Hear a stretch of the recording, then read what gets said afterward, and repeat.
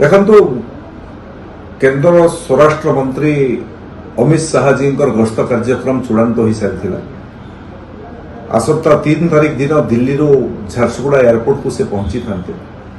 ଝାରସୁଗୁଡ଼ାରୁ ସିଧାସଳଖ ବରଗଡ଼ 1750 କୋଟି ଟଙ୍କାର ବିନିମୟରେ ବିପିସିଏଲ୍ ଦ୍ୱାରା ନିର୍ମିତ ଇଥାନଲ ପ୍ରୋଜେକ୍ଟର ଲୋକାର୍ପଣ କାର୍ଯ୍ୟକ୍ରମରେ ସେ ସାମିଲ ହୋଇଥାନ୍ତେ, ଜନସଭାରେ ଉଦ୍ବୋଧନ ଦେଇଥାନ୍ତେ ଏବଂ ବରଗଡ଼ରୁ ପୁଣି ସମ୍ବଲପୁର ବ୍ୟାକ୍ କରିକି ସମ୍ବଲପୁରରେ ରିଙ୍ଗ ରୋଡର ଭୂମି ପୂଜନ କାର୍ଯ୍ୟକ୍ରମ ଅନେକ ସରକାରୀ କାର୍ଯ୍ୟକ୍ରମରେ ସାମିଲ ହେବାର ଥିଲା ଏବଂ ଗୋଟେ ବଡ଼ ସାଧାରଣ ସଭାରେ ସେଠି ମଧ୍ୟ ଉଦ୍ବୋଧନ ଦେବାର ଥିଲା ଏବଂ ସେଠୁ ଝାରସୁଗୁଡ଼ା ପ୍ରତ୍ୟାବର୍ତ୍ତନ କରି ରାତିରେ ରାତ୍ରି ଯାପନ କରିକି ପୁଣି ମହଙ୍ଗା ସେ ଅଞ୍ଚଳରେ ଆଉ ଗୋଟେ କାର୍ଯ୍ୟକ୍ରମରେ ଯୋଗ ଦେବାର ଥିଲା।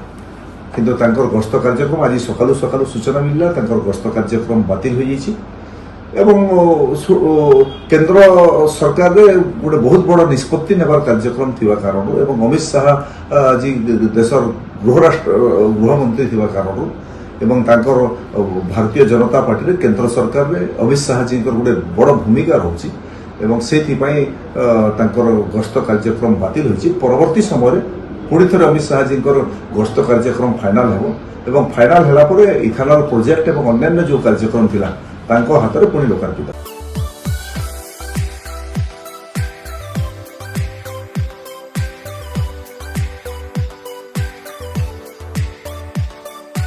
ହଲମାର୍କ ଅର୍ଣ୍ଣାମେଣ୍ଟସ୍ ସ୍ୱପ୍ନରୁ ସତ ଯାଏ।